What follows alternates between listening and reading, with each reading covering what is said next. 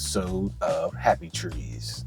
This is your buddy Clutch here, and we're going to go on an adventure talking about nutrients. But before you do that, like, comment, subscribe, do all the usual stuff. So what is NPK? Easily, if you've been looking around the internet, you're probably trying to figure out what does NPK mean. But your buddy Clutch is here to break it down for you. N stands for nitrogen, which is largely responsible for the green leaves you see on your plant. P is for phosphorus. Phosphorus is responsible for root growth as well as flower and fruit development. And last but not least, K is for potassium, also known as potash, which helps support the plant's vitality. These three are the big common nutrients. There's also micronutrients that help support healthy plant growth. If you're unsure, check the internet. There's a lot of resources out there. So don't be afraid to get your hands dirty. Many forms of nutrients are available to the plant. So just like us, plants can get their nutrients various ways. It could be liquid, dry, powder forms.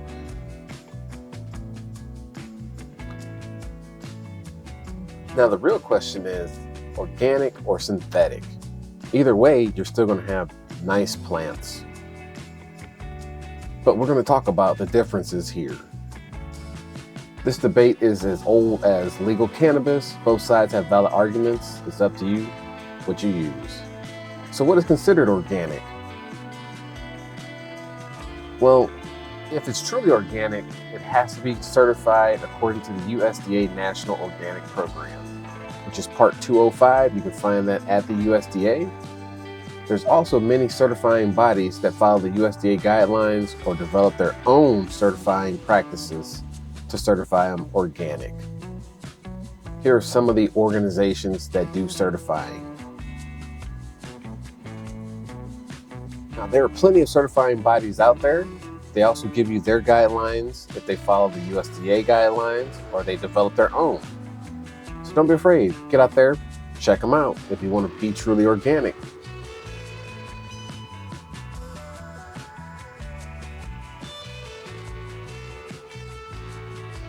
Organic nutrients can come in dry powder or liquid form.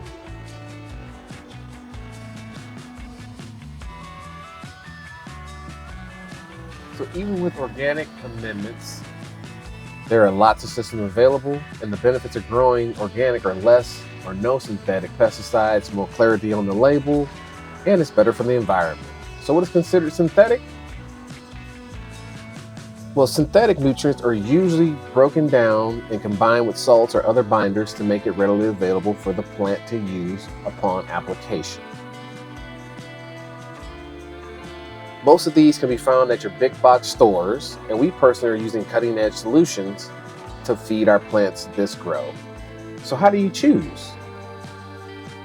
Well, depends on what you want to do. I know that's a hard one. If you want to be better for the environment, better for yourself at times, you're going to go organic. But that comes with added risk and cost. If you want to keep it simple, you're usually going to go with liquid nutrients or synthetic. But the big three are always included. But also you need to look at micronutrients and macronutrients like boron, magnesium, calcium, and other ones. Both organic and synthetic nutrients can provide all of this in their combined systems. It's up to you to make sure your plant has everything it needs. For organic amendments, you usually have to have some kind of microbial or fungus or microorganisms to break down those amendments and additives to the soil to inoculate the soil. This takes time as it's not readily available to the roots of the plant and can take up to a week for it to be available. Now, with synthetic, they come a little differently. It's readily available. But most of the commercial mixes in the stores usually have some kind of microbial, fungus, and other inoculants already in the soil for the first few weeks of life. Doesn't matter what you use, you still have to take into account what is added to the soil and the medium. So the big question is, Clutch, what is best for me? Well, how do you choose? Well, we're going to add a list for you just to make it a little bit easier to give you something to think about.